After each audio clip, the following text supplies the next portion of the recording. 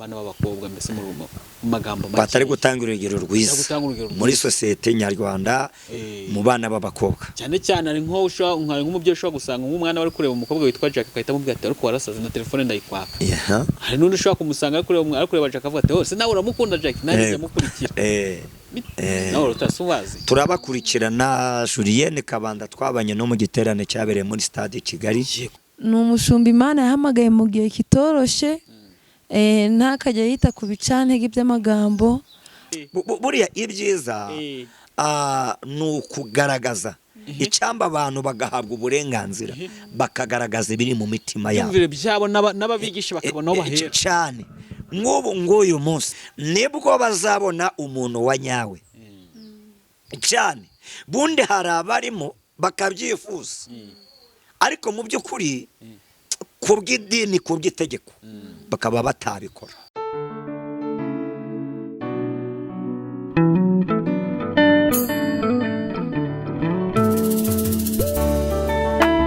Yes, ni by'agace kashi gakomeye kuduhitamo hano kuri Gon Arike TV. Amahoro y'Imana akomeze kubana namwe.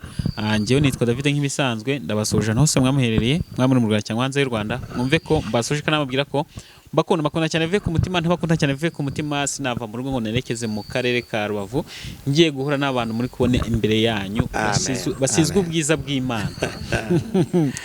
Yego, n'abahanuzi, n'abakozi b'Imana, n'abana b'Imana, ikiruta byose bakunda Imana n'abantu. Amen. Amen. Pastor, ngari igihe umwana mu rugo. Mama ngari igihe umwana. Ariko nta umwana mu rugo. Birabaho cyane. Ukabura umwana w'inzererezi. W'ikirara gitereye aho.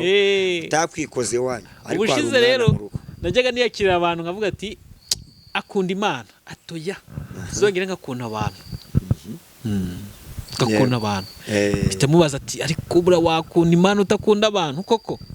Niba ukunda Imana ubinyuza mu gukunda abantu. Kuko abantu nibo tuboneramo Imana. Yego. Burya nubwo Imana iduha amasezerano ariko niyo Imana igiye gusoza amasezerano binyura mu bantu. Nonga mitarimo ati bura si umuntu yakunda abantu akanga Imana. Umuntu yakunda abantu akanga Imana.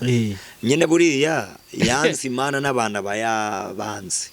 Akunze Imana n'abana bagomba kubakunda.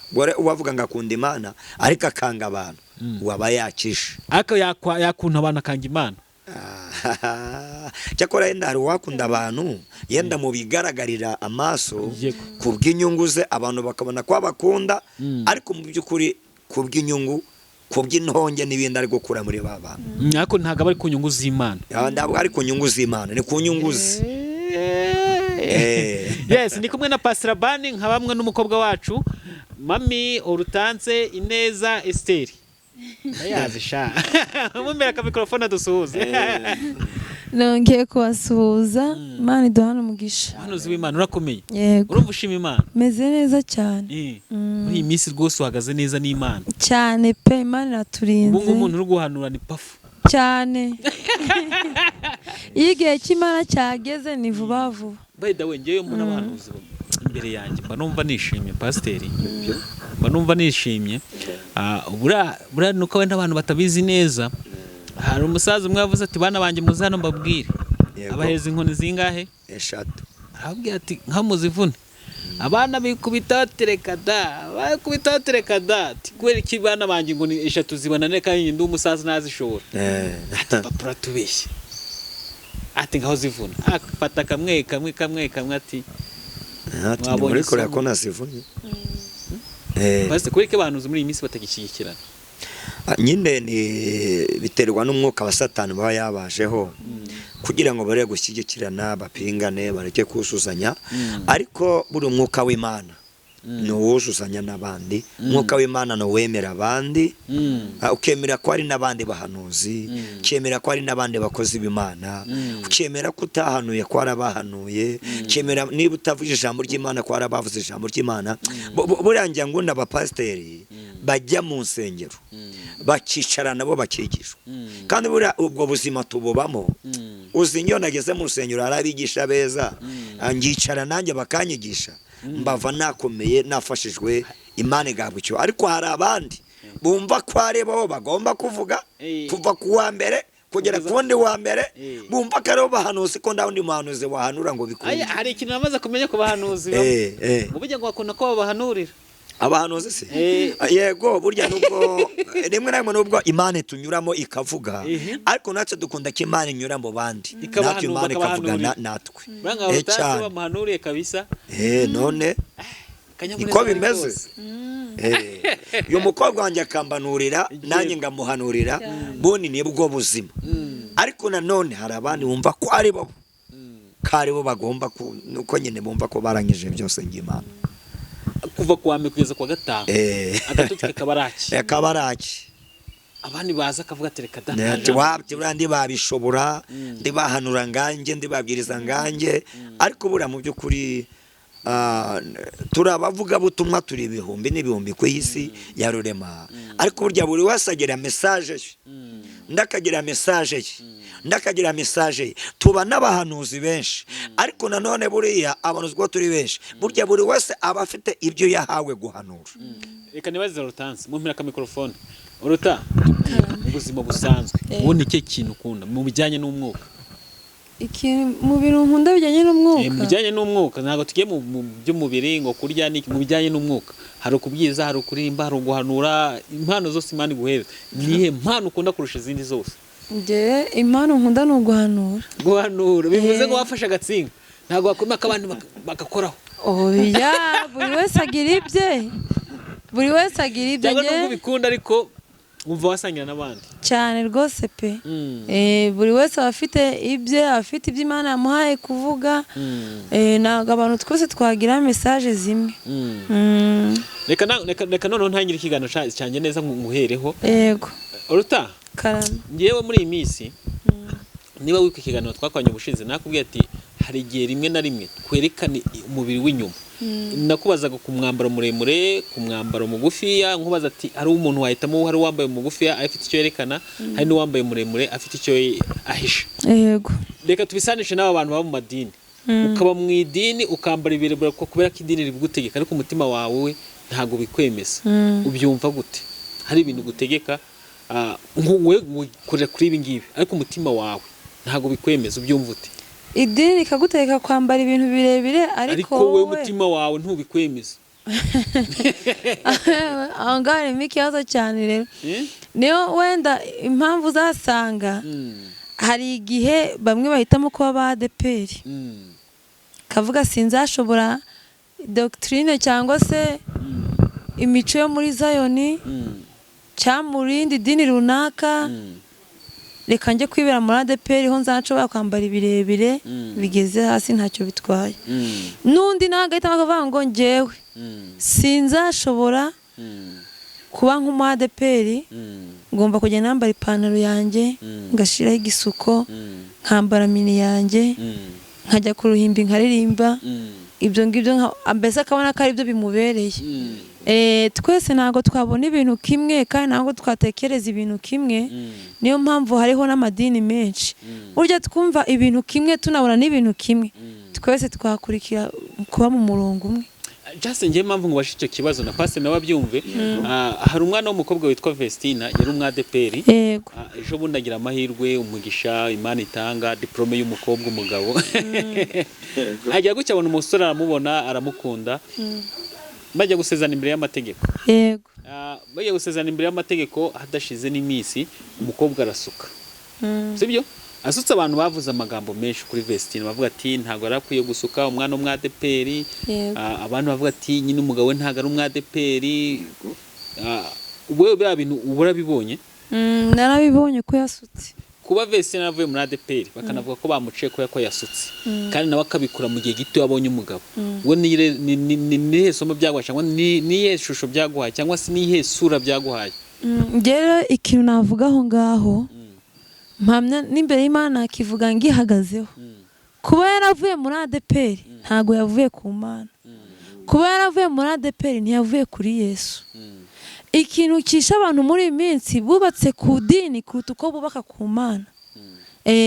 Burya iyo umuntu yubatse kuri Yesu ibintu byose biremera kandi ikindi kiranga abantu b'Imana nuko tuva mu bwiza tujya mu bundi. Imana igukura mu bwiza ikujyana mu bundi. Ngiye kuba uriya Vestina yarasutse nta rubanza nabimuciraho pe. Uravuga ko nta birinzi. Ntacyo. Abandi bavuga ko nibura kuba yaravuye muri ADPR bitanga ishusho y'abakobwa bari muri ADPR ariko bagenda kuri doctrine, hajya ni doctrine zitorero, imyemerere y'itorero, ariko ku mutima wabo batabyemeranya nabyo. Nge ikintu navugaho ngaha wenda muri ADPR, burya iyo umubyeyi wese wabyaye umwana w'umukobwa ntago abazi ngo azamushingira umusore umeze ute, ntago azi ngo azamushingira umusore we. Ko twakavugaho umusore nusanga umugabo ariko uza kukurambagiza ibyo azagutegeka byose uzabyemera. Ibyo azategeka byose ndi kumva biri mu murongo mwiza. Bijyanye nuko nawe ubyifuza cyane. Just ubwo Vestina abaga muri ADPR akambura kuriye kwa karitorero kuko nubundi bwo biyifuzaga gusuka ariko bitewe n'ibyo ababyeyi bamutegekaga cyangwa n'ito byamutegekaga akaba ari byo akurikiza. Bivuze ngo muri ADPR harimo abakobwa baba muri ADPR bakambura kuri ariko batabyiyumvamo cyane. Ikindi rega nanone hari ibintu biba mu matorero rega umubyeyi wabyaye nyine nibyo nari nkubwiye mu kanya. Iyo abyaye umwana w'umukobwa ntabazi ngo azamushingira haganaye. N'itorero rero iyo riri kurera umwana w'umukobwa itorero naryo ubundi ni umubyeyi, idini yari imeze nk'umubyeyi. Kuba Vestina ndavuze ngo yavuyemo yasutse yagiye ahandi hantu, njya mbona nta cyaha yakoze, nta cyaha yakoze pe. Kuba yaragiye ahandi naho aho yagiye wasanga na uriya muhungu asenga, ndatekereza nawe ntabwo yava muri ADPR ngo ajye gusanga umuntu uri hanze w'inzererezi. Hoya. Yes, Vestina ari kugaragara mu isura nshyashya. Ikibazo cyane ngiye kukubaza ngiye kuri pasteur. Yego. Reka twibwe bano bakobwa bari muri ADPR ariko imitima yabo itajyanye n'amahame yabo. Yego. Bize ko bazabona ijuru cyane. Inama wabagira ni iyihe? Oya, kuko bari gutegekwa ariko ntago babijyanye n'inamarari yabo.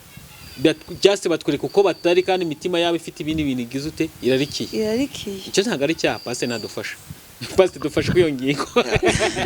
Ingingo ndabona kuyibaza uyu mwana w'umukobwa bitoroshye. Kuri iyi ngingo icyo nayivugaho hari umuririmbyi yavuze ngo buri muntu mu itorero abo wejejwe muri ryo. Niyo mpamvu nge iyo mvuze ko iki kintu agakiza ni impano duhabwa n'Imana. Ariko iyo tugeze mu idini hari genda batwereka ngo kugenda gutya niko gukizwa, gukora gutya niko gukizwa. Ibyo ni iby'abantu batekereza cyangwa se nibijyanye na doctrine. Ari byo waje kuyu mukobwa atase ibirebire n'ibigufi, ati yenda hari wakambara ibigufi ari byari guhisha, cyangwa undakambara hari wakambara ibirebire ari byari guhisha, undakambara ibigufi ari byari kwerekana. None umukobwa arakubwira ngo uranyura biya ngo none mwa abantu babiri uwo twamenya kwakijijwe n'uwuhe. Aravuga ngo turebeye ku maso ku mubiri twabona undi wambaye ibirebire kare we ukijijwe. Turi kugendana ariko atazabona ijuru. Ariko mu by'ukuri ibihishwe mu mutima we cyangwa iby'Imana ireba mu mutima we nibyo bikomeye. Ngere kuri hariya hantu navuga ngo kwambara ibirebire no kwambara ibigufi sibyo byerekana ko umuntu akijijwe. Bivuze ko badashobora kubona ijuru nubwo bari muri ADPR. Yego. Nose harimo ADPR bazarimbuka, harimo mu yandi madini bazarimbuka. Ahubwo icyamba buriya ibyiza nukugaragaza icyamba abantu bagahabwa uburenganzira bakagaragaza ibiri mu mitima yabo. Imvire byabo n'ababigisha bakabona bahera cyane.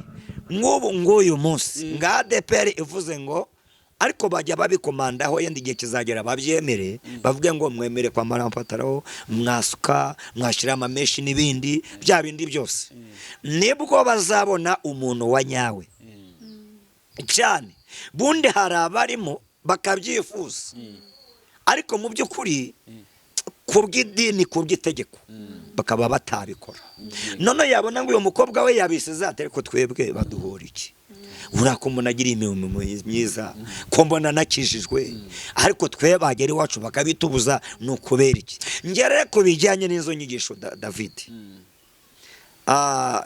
Ubundi hari abantu badashaka gutera indambwe ngo bakure izira ni inyigisho z'abana cyane. ni inyigisho z'abana y'abantu bakiri ku mapantaro, y'abantu bakiri ku bisiko, y'abantu bari kutuntu ngutwo. Izo ni inyigisho z'abana. Bundi tuva mu bwiza tujya mu bundi. Ubundi umuntu yakagombye kuza akabigisha mu mutima we akavuga ati iki ukwiriye ni cyane. Dore kureba uyu munsi yenda tuvuge kuri ADPR. ADPR bashyizeho itangazo ati mwemererwa kuba ng'abandi. Ubishobora zaswe, ubishobora zambara ipantaro.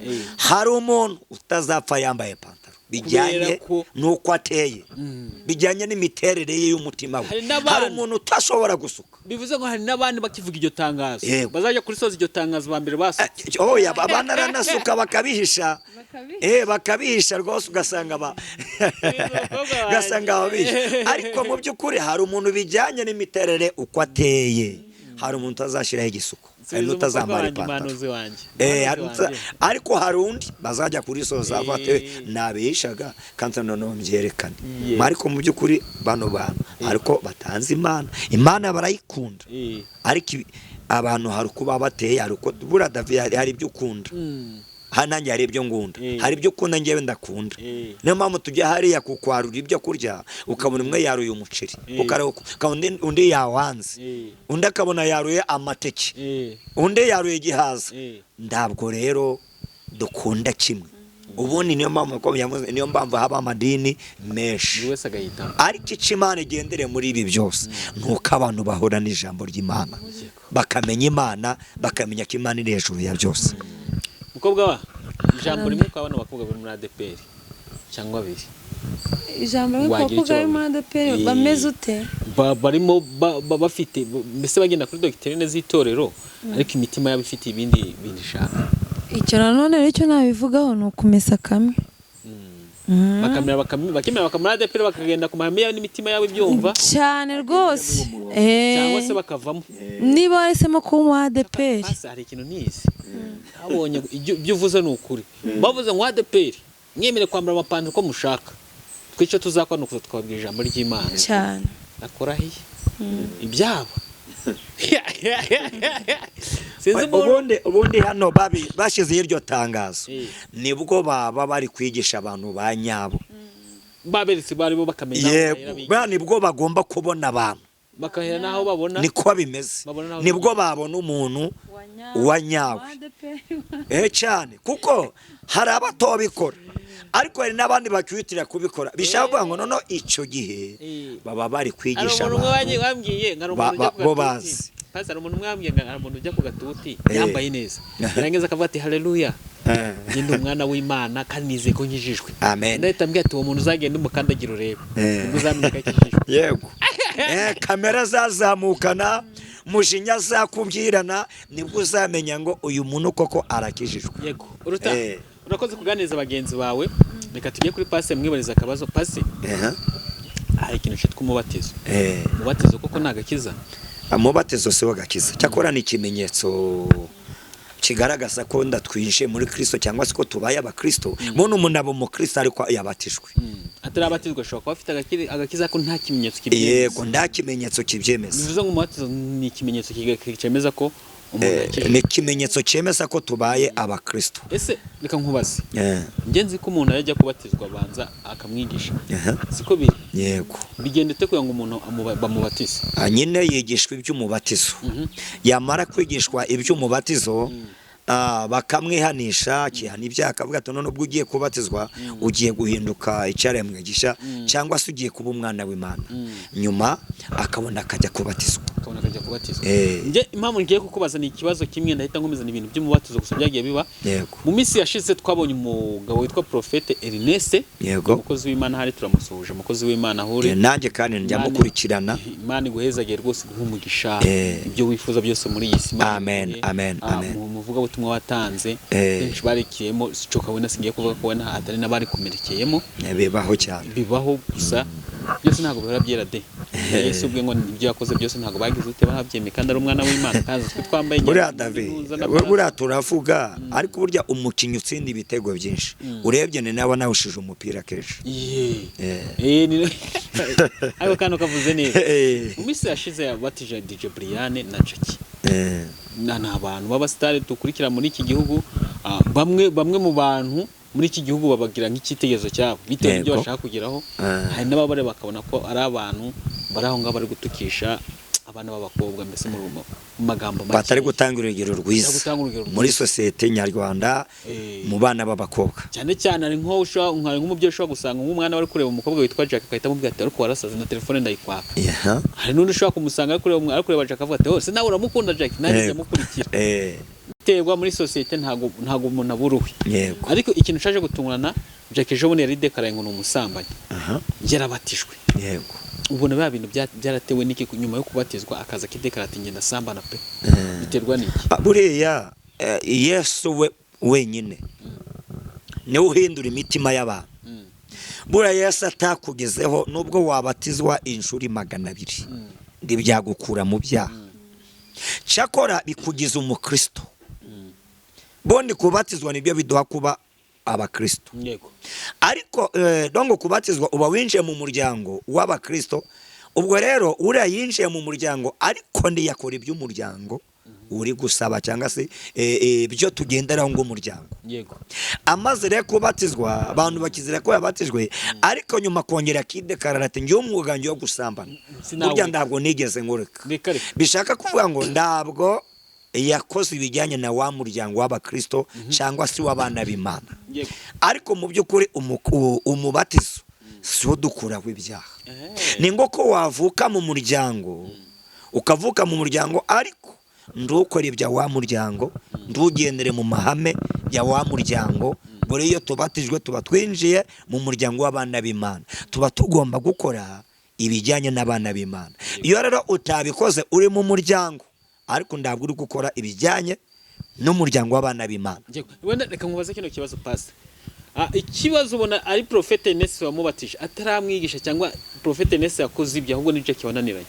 We yakoze ibye kuko birashoboka. None se umwe babiri batatu twiyigisha niba tugomba kuba mu rusengero tukavuga ngo gusambana ni icyaha, gutukana ni icyaha, umujinya si byiza, ariko mu by'ukuri twasohoka ukumva ngo umukristo yatukanye kandi yiriwe kandi ejo twamigisha gusambana ko ari iki? Kwari icyaha. Ibyo rero ndawatera Ernest Buye we yakoze ibyo agomba gukora, natwe iyo twiyigisha ariko pastor tuba dukora ibyo tugomba gukora. Prophet Ernest n'umuhanuzi kuko atamukure mu mwuka kuko atamweretswe rero nicyo ugiye kuvuga. Bonde twebwe twerekwe ibihari ibizaza, twerekwe ibihari cyangwa se bizaza. Bishaka ari kuvuga ngo uyu muntu ashobora kuza kubatizwa, yamara kubaza tukabona n'umuntu mwiza tukamuha umubatizo, nyuma rero niwe ugomba kwihanganira agakurikirana ibyo yabatirijwe agakiranuka, kuko mu ijuru buri wese azibarizwa ibye. Buri wese azibarizwa ibye. Ngewe nzabazwa ibyanjye, mukobwa turi kumwe abazwa ibye, nawe ubazwa ibyawe. Buri wese azibazirizwa ku giti cye. Twere iyo twamaze kubwiriza no guhugura abantu murimo wacu tuba tuwukoze, cyakora bitavuze ko tugomba gukomeza kumukurikirana. Wasanga uriya muntu abashumba be bakimukurikirana kugira ngo azajye mu gakiza neza. Yes. Reka nankomeze ku kintu cy'imibatizo. Cyane nese tukivuyeho nyine ntacyo narenza uri umushumba. Yego. Gusa nyine nanjye mba nibariza ibibazo by'abantu natwe twese twatekereza. Yego. Kibazo impamvu umuntu ajya kubatiza umuntu atarakuruye ejo he hazaza. Bibaho rega David. Buriya na Yesu yagendanye na 12. 10 na bangahe? Reba imyaka bamaranye na Yuda bari kumwe na Yesu. Kandi Yuda yagomba gusoza umugambi w'Imana. Nubwo yagendanaga Yuda agomba gusoza umugambi w'Imana. Uzese yagomba gusoza umugambi w'Imana. Bariya rero uzese tumanze tumenye icyo cyazanye Yesu ni igiki. Nitumara kukimenya tumenye n'akamaro ka Yuda. Akamaro ka Yuda kari abasanga na Yuda ubu bari no mu ijuru ntawamenye. Uvuze uko nguko rero uriya nawe wasanga ari byo yaraje gusohoza. Cyane. Reka twikomereze. Hari umumeri ni Pastor Julienne Kabanda. Yego. Nawe reka tumusuhuza hari Imana imukomeza amaboko. Umumeri muri iyi minsi abantu bakunze ari benshi ayoboye Grace Room. We n'umugabo witwa Kabanda nawe ni Pastor, turabasuje umuryango mwiza ku Prince turabasuje ati Imana ikomeze ibarinde. Imana ishimwe cyane. Atekeza murabazi mwese. nawe utasubazi turabakurikirana. Julienne Kabanda twabanye no mu giterane cyabereye muri stade Kigali. yego meza Rutanze yari afite gahunda newe yari afite gahunda zo kuyobora. yego meza Rutanze Karamba. amagambo abiri kuri Julienne Kabanda Pastor Kabanda. ndamukunda ahari kandi Imana imukomereza amaboko. Ni umushumba Imana yahamagaye mu gihe kitoroshe, ntakajya yita ku bicantege by'amagambo, ahubwo we akorera Imana yamuhamagaye. Ikibazo cyanyu utaza kukiburizamo kandi ngomba kukibaza pasiteri. Yego. Kuko dutangiye ngo turamukunda, ndabona ndabaza ikibazo cyanyu gute pasiteri asubize gute. Mutsubije mikrofone. Yego Pasiteri wumve ko Rutanse gukunda. Kabanda no tuvuga. Pasiteri. Yego. Twita yaranditse ngo Pasiteri Kabanda Julienne akorana na shitani, byanditswe kuri Twitter. Byanditswe na konti imwe kuri Twitter abantu bazi. Libre hadashize iminsi bivugaho ngira gukurikirana iryo perereza tiko byaba biri gutegwa n'ishari. Abantu babivuga ati Julienne Kabanda bari kumugendaho n'ishyari bamufitiye, hataciyemo igihe kirekire haboneka video ari kubatiza abantu, rimwe na rimwe abantu bavuga ati abantu yagiye abatiza bamwe barapfuye bitewe nuko basoza kubatizwa bakapfa. Yego. Natekereza izo video warazibonye? Narazikurikiranye cyane, uretse naho kuri Twitter hari ibinyamakuru byinshi muri social media byamuvuzeho biri kumuvugaho cyane, mbega bari kumushidikanyaho. Pastor tubwire. Yego. Wewe ukibara kubona video ya Julienne Kabanda Pastor abatiza bari abantu bakikubita hasi, nike kintu wewe watekereje? Bundi Julienne Kabanda ngo giye ko twabanye mu giterane cyabereye muri stade y'Amahoro hari i Kigali, ni nawe waciwe cyo Rwanda Shima Imana. Kandi uretse naho ngaho nsanzwe mukurikirana no muri social media, ngari buryo favoriza abantu rwose, ati mu damu kabisa afite imbaraga hano. Ariko noneho bimwe na bimwe bamuvugagaho mbere simbi y'agaciro. Sadepa ko nibura umukozi w'Imana mu buzima, hari abazakuvuga neza, hari n'abazakuvuga nabi. Ibyo byose twiteguye kubyakira kuko ndago twakundwa na bose, na Yesu umucunguzi w'abari mu isi n'ijuru. Burya bose na n'uyu munsi ndago baramuvuga neza kimwe, hari abakimushidikanyaho. Cyakora abo yishuriye bo navuga ngo ni umwami n'umukiza wacu, natwe yari twishuriye. Niyo mpamvu uyu munsi turi inyuma ye tumukurikiye. Ndashaka kubaza iriya video biragaragaza iki mo? Iriya video rero nanjye narayibonye nyishidikanyaho.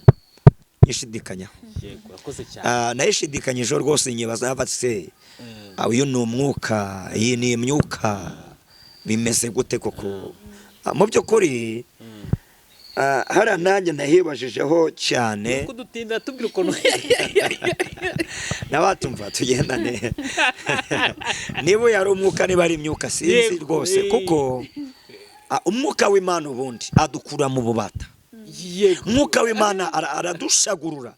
Ndibuka Petero igihe busuraga umwuka wera bari Yerusalemu, yarahagurutse agira imbaraga, aratangira arahamya, aravuga ngo bagabo bene data ibi mutubonanye se twe twabyigize, ni wa mugabo muherutse kubamba yitwa Yesu, niho duhaye ibi kandi risezerano ni iryacu n'abana banyu n'abibihe bizaza.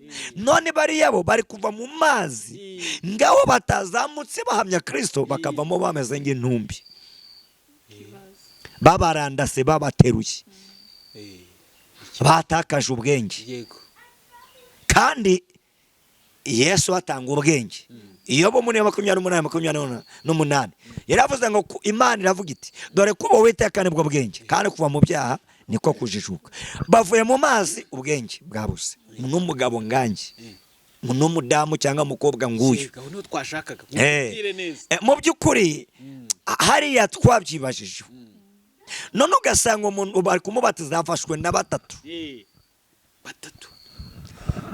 Mu by'ukuri nanjye nabishidikanye, ndabati Nyamara kino kibuga dukiniramo. Nyine tubwira ubu kubyumva ubu. Kino kibuga dukiniramo utakwitonda Yakigwamo. Takitonda rwose yahura n'abakinyi batari mu ikipe yacu, kuko twebye ikipe yacu ni ya Yesu Kristo. Base twumvise icyo ushaka kuvuga, reka twikomereze. Buriya n'abatwumva n'abadukurikirana, mu by'ukuri imyaka maze nabaye mu biterane, binini, nabonye ababatizwa, nabonye abantu bafashwa, nabonye abantu bagendererwa n'Imana, nabonye abantu dusengera bakavamo abadayimoni. Cyakora uvuyemo abadayimoni ni ugwa gihumure, uvuyemo abadayimoni ni utakaza ubwenge, ariko nyuma yaho nawe aragaruka akabasereye akavuga ngo burya iyo mvuye nabonye ibi. Mu by'ukuri uriya mubatizo waduteye gushidikanya. Natwe turabatiza, twabonye ahandi babatiza, ariko uriya mubatizo Nyakuba Julienne turakwemera, ariko hari ahantu rwose kari akantu kabaye twaragushidikanyijeho. N'aka kanya ndacyamushidikanyaho. Twakomeje nyine umukobwa wacu uramukunda, niyo mpamvu yahise kubwira ati buretse gatoya. turamukunda uracyamukunda ngo pe. nawe uramubatizo wabonye? Ntago namwanga ko sinjye wamuremye, sibyo? Oya n'ubu rero ntago wamwanga ko si wowe wamuremye none. Nyine uramubatizo kuba mukunda si icyaha, nanjye ndamukunda, kandi ibi nabonye ndibizambuza gukomeza kumukurikirana. Ariko buriya mu by'ukuri hari igihe umuntu mu kibuga akora agatendo, kari agatendo, ariko abantu n'abana bitindera. Hari umuntu mwabwiye ati kagatera abantu gushidikanya. na Samweli yaravangiwe. Samweli ntago muza ajya kwimika. Yego. Yabonye igisore cya mbere kije ati nuriye. Azi cya kabiri. Avuga ati koko mana. Uretse ko Samweli tumuvugeho, Samweli Imana yabwiye ngo jya kwa Yesayi. Mu bahungu afite niboneyemo umwami, ntabwo yamubwiye ngo ni umuhungu witwa Dawidi. Cyakora yamubwira ngo we zamukana amavuta mu ihembe, uwo ndi bukubwire ni uwo. Hariya rero Dawidi abambe Samweli ageze kwa Yesayi, yabonye abahungu batangiye kuza, abona n'abahungu beza. Yavuga ngo ndabwa Imana yatoranya utujorite, ndabwa Imana yatoranya abatazi kuvuga. Abona rwose abashama bande batangiye kuza ari ibisore byiza, none kuko we ndabwa Imana irakamubwira uwo yatoranije muri ba bahungu. Noneho we ngo umuntu erega bara David, nubwo duhanura, nubwo twerekwa, ariko turi abantu. Nukuri turi abantu, hari aho dushobora kugera tukakora nk'abantu cyane rwose. Samweli rero kubona bashama baje, yatekerezaga ngo umuntu ashobora kuba ari uyu, yajya kugira ibyo akora, Imana ikamuti hoya. Ubwo haje nuza Mana amenya ari uno nawe ni mwiza, yajya kugira ibyo akora ati hoya, Imana ati hoya, kugeza igihe bose bashiriye. Aravuga ati nose hariya Samweli yinjiye mu mbano y'ubwenge no kugenzura. Abaza Yesayi, abahungu bawe bose ni abangaba barangije kuza?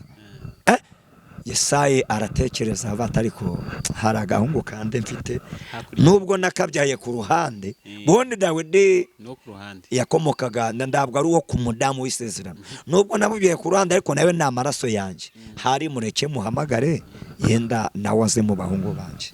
Buriya hari igihe David, hari igihe twibagirana, ariko hashima Imana itwibuka mu gihe gikwiriye. Abantu bumva ko Dawidi bujya ari umuntu uciritse kandi ari umwana wo mu bwami, bakahita bamugiranya akavuga ngo na Dawidi yabaye umwami. Ndetse Dawidi ko ari umwana w'ibwami. Oya, kuba yaravutse ahantu hakomeye by'ubwabyo birahagije cyane. Yarakomeye. Abana mu rugo bakora imirimo itandukanye. Ashobora kuba yakoraga umurimo mugufi, nawe ubwa niwe baguhamagara kuvuga ati jya kuragira inka z'ibwami. Ubundi uko byagenda kose ndahana Imana yakunyuza itagambiriye kugutoza. Kuba Dawidi bari bambwiye ngo wege uragira intama, ni mu ishuri rye ryari riri. Ushobora kwihanganira intama no kuzirinda kugira ngo atagira ikizinjirana, ni mu ishuri rye ryari riri. Gushobora kwita ku nama rero ni nako yashobora kwita ku banyagihugu. Ukumva umukobwa yese avuga ngo na Esther nawe yari umukobwa nkanjye. Esther yarakomeye my friend, umuntu Esther kandi rero ikintu nashaka kuvuga, nashaka kubwira abantu na Julienne nakoresha umutima w'ubwenge nawe areba katatamikire, wenda hari simbizi n'abari kubyumva. Gusa Imana yonyine niyo irondora imitima. Twe dushobora kuvuga ibyo twabonye, yego, ariko we azi ukuri. we ubwe azi ukuri k'umutima we cyane. Kandi buriya David nongere mbisubiremo, hari ibintu bitatu bitarya ruswa. Umutima wanjye niba ari byiza woze ngo ni byiza, niba ari bibi woze ngo ni bibi. Imana nayo rero niba izi ngo ni byiza cyangwa se ni bibi, we rero n'umutima we bazi ukuri. Yabatije abantu aho abajyana, niba ari mu ijuru niba ari kuzimu, ibyo niwe ubizi, niwe uzi bose akorera. Ariko twebwe tuyirebera, tureba ku shusho iri hano, twamara kureba ku shusho iri hano tukabona ko ari byiza tukamukunda, ariko hirya y'ibyo tubona hari Imana ifite amaso ibona byose. Yes, Pastor, reka tujye mu ijambo ry'Imana. Mpera Rutansi adushimbe Imana gatoya agusenga ngo dushyigeze ijambo ry'Imana. Ndabona iminota iri kugenda idusiga. Amen. Uwiteka Mana yacu, Mana nziza, twongeye turagushimye, ntuhabwe icyubahiro. Komeza kubana natwe mwanya w'ijambo ryawe. Umushumba wacu akoreshwe nawe, avuga icyo wagambiriye ku bwoko bwawe gukurikiye amasaha. Nyemere Data Uwiteka, abakurikiye iki kiganiro bahemburwe nawe kugira ngo izina ryawe rishimwe. Unyemere ijambo ryawe rigere kuri bose, abarushye n'abaremerewe. Iri jambo ryawe Data, abacitse intege ryongere ribubake, ribasubize imbaraga kugira ngo izina ryawe rishigwe hejuru. Ngaho bana natwe muri byose, iki kirere turimo kirindwe nawe, imbaraga z'ijuru zibane natwe mu izina rya Yesu. Amen. Pastor, ni kare muri iminota mike dusiganye rwose. Reka turebe ijambo ry'Imana mu butumwa bwiza bwanditswe na Yohana mu gice cya 13. Turacunguza uburyo umwete, tuba twaganiye byinshi. Mu gice cya 13 turahera ku murongo wa 21. 13:21. Reka dusome mu izina rya Yesu Kristo. 13:21 natubwira ngo Yesu amaze kuvuga atyo ahagarika umutima, arahamya ati, ni ukuri ndababwira yuko umwe muri mwe ari bungambanire. Abigishwa bararebana kuko batari bazi uwo ari we n'uwavuze uwo ari we. Hariho umwe mu bigishwa be wari wiseguye igituza cya Yesu bafungura. Uwo ni wa wundi Yesu yakundaga. Simoni Petero aramurembuza, aramubaza ati, umubaze uwavuze uwo ari we. Uwo ahengamira inyuma aho yari ari mu gituza cya Yesu, aramubaza ati, databuja ninde? Yesu aramusubiza ati, uwo ndi bukoreze inogo ngayemuha niwe uwo. Nuko akojeje inogo arayenda ayiha Yuda Isikariyota mwene Simoni. Hanyuma yo guhabwa iyo nogo nibwo Satani yamwinjiyemo. Nuko Yesu aramubwira ati, icyo ukora ugikore vuba. Ariko nta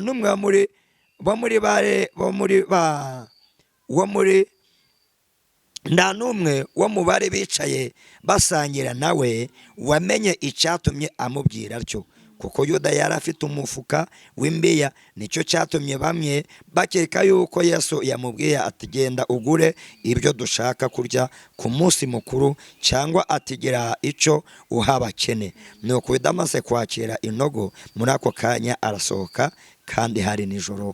Mwakire ijambo ry'Imana. Bene data kandi nshuti za Yesu Kristo, tumaze gusoma ijambo ry'Imana hano muri Yohana mu bice 13 twari 21. Titire y'amagambo yatubwiye ngo Yuda Isikariyota ava mu bandi. Tumenye ngo niki cyatumije ava mu bandi.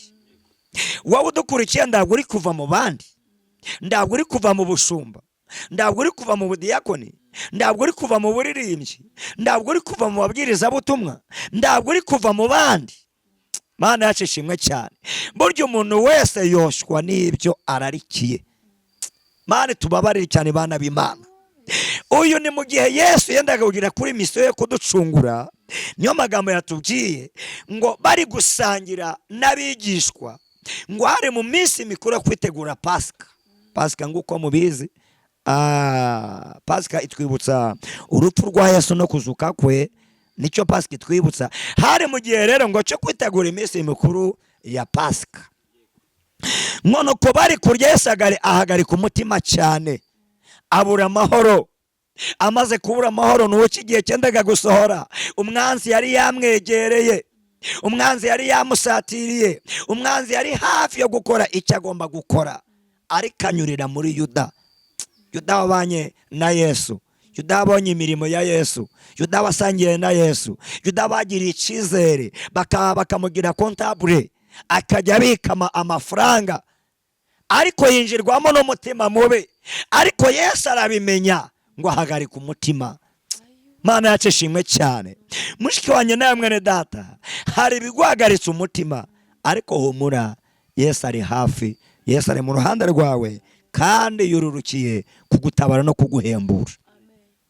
Mwana ko Yesu arababwira ngo mbagaritse umutima, arababwira ngo kandi muri mwe hari utumishe mbagarika umutima, kandi muri mwe hari ugiye kungambanira. Haleluya. Hari ugiye kungambanira, hari umuntu wamaze kumvuga, wamaze kunshira mu bagambanyi, hari umuntu wahawe misiyo. Ngari kubamye mu bigishwa barashidikanya bati koko databuja ko tumukunda, ko yakoze byinshi, ko ndanu wamuhangara, kumukora mu ruhanga, ugiye kubikora ninde? Ngo ariko Petero ngo yegero umwigisha Yesu yakundaga, ambye ati we umwegereye mubazo wari we. Kwa ndi yabyaratinyura bati databuja ninde ushaka gukora iryo shano ngo akugambanire, nishaka gukora ayo mabi ngo akugambanire. Shuti yanjye kandi wowe dukurikiye, hari abantu bashaka kukugambanira, hari abantu bamaze kugutanga mu maboko y'ababisha bawe, hari abantu bamaze kwica dosiye yawe, hari umugambanyi. Ariko nagubira ngo humura, Yesu n'umucunguzi, Yesu n'umurengezi. Ibyo yibwira kukugirira ni byiza, ni iby'igiciro. Mwana uko Yuda bamaze kumwerekana ikimenyetso, Yesu aravuga ngo uwo ndi bukoze inogo ngayimuhereza mumenye ko ari uwo nguwo. Mwana uko Yuda bamaze kukoza inogo barayimuhereza, bamaze kumuhereza ngo umutima we mwako kanya ngo hera ko winjiramo Satani. Ngo kandi bwari bwije, ngo Yuda arangije aratoroka ava mu bandi, amaze kuva mu bandi ajya kugambana. Shuti yanjye kandi shuti ya Yesu, nta muntu n'umwe w'umugambanyi uzagira amahoro. Mana ishimwe cyane. Hari abagambanira umurimo w'Imana, hari abagambanira abashumba bagenzi babo, hari abagambanira abarimbyo bagenzi babo, hari abagambanira abakobwa bakica ubukwe, bakavuga ngo ubwo asabye na runaka buno ubukwe buzaba ndagihari, ukaba umugambanyi. Ariko ndamahoro y'umunyabyaha ni kubiteka avuga, ndamahoro y'umunyabyaha. Yuda yavuye mu bandi, iherezo ryamubayeho ryabaye ribi, yari yahuye abo umuntu mubo kabisha. Ye muntu ugambanira igihugu uzabona ishyano, ye muntu ugambanira itorero uzabona ishyano, ye muntu ugambanira umuryango uzabona ishyano, iherezo ryawe rizaba ribi. Mana ishimwe cyane. Ye muntu ugambanira ubwo bw'abene, buko bwagenda kubuka bugambanira ukabwica ukabutema mu buryo bw'ikinyarwanda, ukabuburizamo umugeni ukamuroga, uzabona ishyano, iherezo ryawe rizaba ribi cyane. Mana twagere kandi tindane natwe. Yesu amaze kuvuga atyo yahagaritse umutima. Twabonye ku munwa wa 21 yahagaritse umutima. Amaze guhagarika umutima aratangira avuga ngo muri mwe hari umuntu wamaze kungambanira. Mbone nagira ngo nibyire abadukurikiye, guhagarika umutima ni ikimenyetso cyerekana ko umuntu atari mu bihe byiza. Kuba na Yesu byaramubayeho byerekanaga ko yari afite umubiri ngo wacu, bityo akaba asobanukirwa imibabaro yacu yose. Yesu yari mu gihe kitamworoheye bitewe n'ibyari bigiye kumubaho, nubwo byari byarahanuwe. Nawe uhagaritse umutima ni ikimenyetso cyerekana ko utari mu bihe byiza. Hari abantu bajya bamamagara ngo mbasengere, akampamagara gusa nta kindi ashaka, ati pastor nsengera, maze iminsi 3 ndishimye, maze iminsi 3 mbagaritse umutima. Ni igisobanuro cy'uko uri mu bihe bitari byiza. Twamara gusenga nyeje kambira ngo noneho umunezero wagarutse. Burya hari ikiba kikugutera guhagarika umutima. Hani igihe ufite umwanzi cyangwa umurozi hafi aho, buri kukuzomenga gutera kuba mu bihe bibi, cyangwa se hari ibyo bawumvise bikagutera guhagarika umutima, ugahagarika umutima. Yesu nawe yahagaritse umutima, bitwereka ko yari umuntu. Haleluya. Ibiteye ubwoba nawe byamuteye ubwoba, ariko yaragomba gusohoza isezerano. Mana yacu ntihabwe icyubahiro. Yesu yarabyakiriye kandi arakomera arabisohoza. Natwe rero mu gihe duhagaritswe umutima n'ibyo duhura nabyo, turasabwa gusaba Imana kudukomeza. Haleluya. Nabyo bigeragezo, ntambara, amakuba, kandi mu by'ukuri Imana akaba ari cyo yakuvuzeho. Imana ishimwe cyane. Imana ikakubwira ngo uzabona akazi, ariko aho kazanyura ni mu ngorane, ni mu mahwa, birasabwa kwihangana ukahanyura. Imana ishimwe cyane. Imana ihabwe icyubahiro. Niyo mpamvu Yesu yanyuze muri ibyo byose kugira ngo agucungure, nanjye nshungure. Uyu munsi turi abana b'Imana. Ngo hanyuma yo guhabwa iyo nogo nibwo Satani yamwinjiyemo, yinjira mu mutima wa Yuda. Twabisanze 27. Nubwo Yuda yari umwe mu bigishwa ba Yesu, yemereye Satani kwinjira mu mutima we, maze agambanira umwami we. Uramenye nawe, reba abantu uri gufungurira imiryango, reba abantu uri kugendana nabo, reba abantu uri gukorana nabo, reba abantu uri kugendana nabo. Niba ari abantu beza urahirwa, ariko niba ari abantu babi, aho bazakugeza n'imyirimbukiro. Mana twegere kandi tugirire neza. Ngo nuko Yuda asohoza misiyo ya Satani. Mana itubabarire. Dukwiriye kurinda imitima yacu kurusha ibindi byose birindwa, kuko iby'ubugingo niho bikomoka. Iri jambo ry'Imana tusanga mu gitabo cy'Imigani 4:23 ko dukwiye kurinda imitima yacu. Buri umutima udakomeye, umutima amaze kwinjirwamo n'ibibi, Satani awuyobora uko ashaka. Ariko umutima unezerewe, umutima wizeye, umutima urimo guhamya, umutima urimo kuvuga ngo nubwo amadeni anyuzuye, ariko amaherezo nzayishyura. Nubwo bari kumvuga, ariko amaherezo bizagenda neza. Ukiga kwigirira neza, ukiga kwiyubaka, ukiga ndetse kwisengera, ukiga kwifasha wowe ubwawe. Imana izakugirira neza. Uyu munsi nawe saba Imana imbaraga zo kugendana na Yesu, kuko uko ibintu byaba bimeze kose, inakurinde ibishuko bishobora kugutera bigatera umutima wawe. Imana yacu ikugirire neza. Usabe Yesu imbaraga, Yesu agendane nawe, Yesu agushoboze kubyineza n'ubuntu bwayo, kuko mwe Yesu hari ibishuko byinshi, mwe Yesu hari byinshi bitunaretse kandi bigaduca intege. Ariko nusaba kugendana na Yesu, azagufasha muri ibyo byose. Ndashoje rero mushiki wanjye, ndashoje rero mwene data. Mana ikomeze indane namwe cyane. Musabe Yesu imbaraga mu bishuko, mu magorwa, mu bibananiza, baciye indege muri kunyuramo muri ibi bihe. Musabe Yesu abongera imbaraga, muzagera wese yategetse ko muzagera. Mana ibagiriye neza cyane, mwakire neza ijambo ry'Imana. Yes, murakoze bakoze b'Imana kuba mwemeye mukaganira natwe by'umwihariko muri abahanuzi babiri. Amen. Gusa ndishimye cyane Ruta. Ndishimye pe. Amen. Nukuri ko Imana hagize nk'umuntu waba wakurikiye kino kiganiro cyose kagisoza, ntiyishimye, yaba afite umutima mubi. Yego. Mana sajye bafasha bikurikirane barangize, kuko twifitiye icyizere turabana. Twavuze ku ngeri zose. Twavuze ku bantu bashobora kuba bababaye, uburyo bakwivana mu gahinda, tuvuga ku bantu muri iyi minsi ibintu bari kubona muri iyi minsi, tuvuga kuba muri iyi minsi cyane cyane ko iyi minsi igize ute, ni iminsi igoye, ni iminsi abantu bari kubura amahirwe yabo kandi bari bayabonye, bakagira ukundi kuboko kwaciye hirya kukabanyaga imigisha yabo. Dongo ni iminsi idasanzwe, ariko twabasaba kwihangana kugira ngo bakomere kuri Yesu wenyine, niwe ure mu bundi buzima. Yes, bantu mudukurikiye rero tugiye gufata nimero z'aba bantu bari imbere yacu kuri kamera. Uyu muntu muri kubona ku ruhande ni Orutanzi Mami Ineza Esteri, ni umuhanuzi w'Imana, n'umwana w'Imana. Ibintu byose akunda Imana. Imana yamuhaye impano zitandukanye, nawe mu bintu yavuze yikundira impano. Niba akunda impano rero ugomba kumukoresha, kuko umuhanuzi abona ako kazi ariko araba agomba guhanurira. Nibyo rwose. Ntabwo umuhanuzi utagira guhanurira, ntabwo byavamo. Dave, ubu muhanuzi hakaba hari n'ab'Imana yateguye uzahanurira.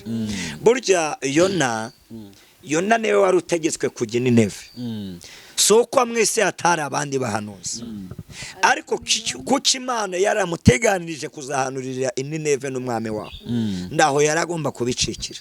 Yagiye ku kibi yagiye ari kwanga ku kibi no ku cyiza ariko ajyayo ajya ubuhanuzi bw'Nineve niyo nawe wari ubufite yego iyo Imana ibishaka yari gutuma y'abandi ariko niyo wari ubufite nanjye rero harabo mfite ubuhanuzi yego nimubireba gutya mukumva ko afite impano idasanzwe Hortense ariko yige mu birenge byiza mu birenge ajya ni musi birenge bya Pastor Labani umuntu wese agira umutoza cyane agira no mubyaza gakiza aba rwose nitwe tubatoza niyo mpamvu bari na hano ku koranabuhanga mu binyamakuru nuko twababonyeho umwuka w'Imana Imana igahabwa kandi bafite n'icyo babwira abantu muri rusange rero ndabashimiye cyane reka duhere kuri Hortense atubwiye nimero yiwe atubwiye nimero yawe tubwiye nk'umuntu ugukena azakubona nimero yanjye ni yayindi ni 079 34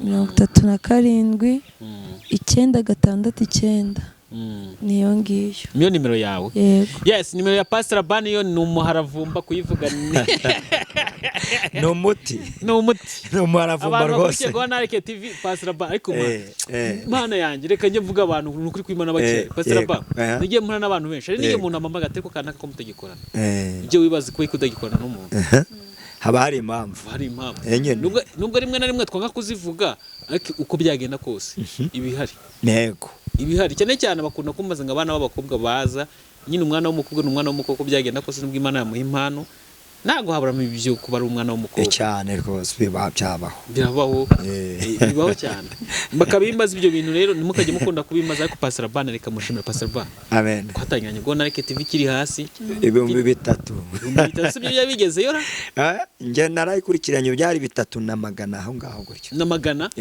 naho ngaho biri yego none ubu ngubu tigeze ku basabi 61 kano kanya byenda kwa 62 ubu tuvugana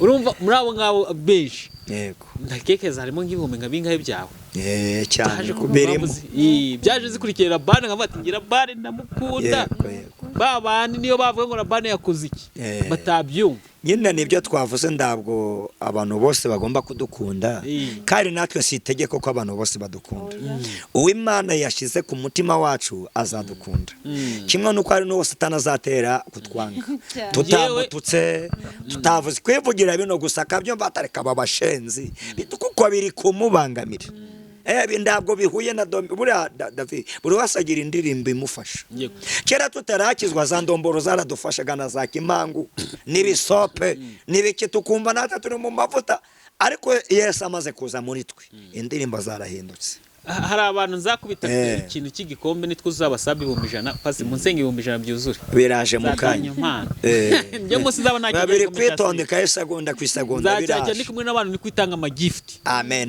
kandi nanjye nzahe impano kabisa nkavuga ati wowe rwose abandi baraje bafasha umurimo w'Imana baragenda abandi bageze hano bahabonera umugisha ntibahagaruka ahubwo bakora ikintu cyo kunsebya yego abandi bagira ahantu bagera bumva ko nta kintu umuntu yabafashije cyangwa se abandi baraza biba abantu barabaza utange amadolari 200 kugira ngo ngusengere kuri ariko twebwe David tuzarya biki turyame kare so kwenda hari abadukunda David ndanashimira abadamu abagira gutya bavata umukozi w'Imana akwiriye mayinite cyangwa se umukozi w'Imana dore ishuri ryatangiye amakaye arakenewe turabashimira cyane aho muherereye ndago tubavuza amazina yako uyimenye aho uherereye turagushimiye cyane niyo muvuga ati hari abantu bakunda Labani niyo wagira nibyo n'Imana bamubonye cyane rero nzatanga akantu cy'impano vuga ati uyu nguyu yaraje dukora n'urugendo none tugeze ku 100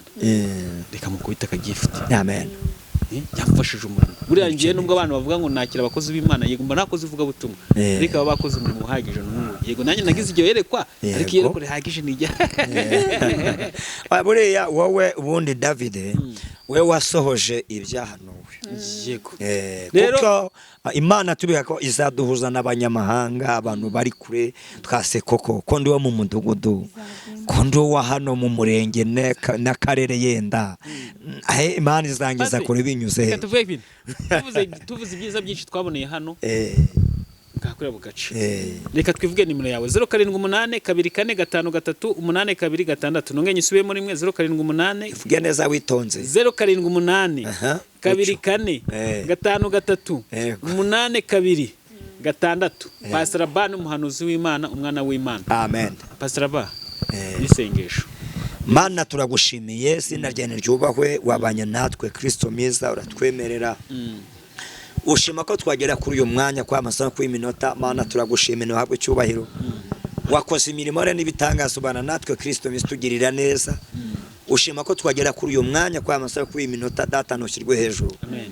Ya tusengeye bashiki bacu na bene data badukurikiranye kuri telefone zabo kuri screen zabo hara mu rugo n'ahandi hose kuri machine bagomba kutubona. Mana natuye umugisha kuri bo, natuye imbabazi kuri bo, natuye ubugwaneza kuri bo, natuye kwishura amadeni, natuye gukira ibibazo bafite. Data mu izina ryawe Yesu Kristo ubahembura ubagirire neza. Yo ubasure ubagirire neza. Ijambo riravuga ngo ushobora kurara uri kurira ariko bwaca mu gitondo impono zikavuga. Ndikonsenge y'umugabo, konsenge y'umukobwa, konsenge y'umumama. Mana ngo utinene nabo imbondo zizavuge. Azahamagara avuga ngo narabakurikiranye mbana namwe ariko byarangiye nahembutse. Nyuma yaho naje kubona ibifatika, naje kubona igisubizo cy'Imana. Bana n'abana bawe ubagirire neza muri byose mu izina rya Yesu. Amen amen amen amen.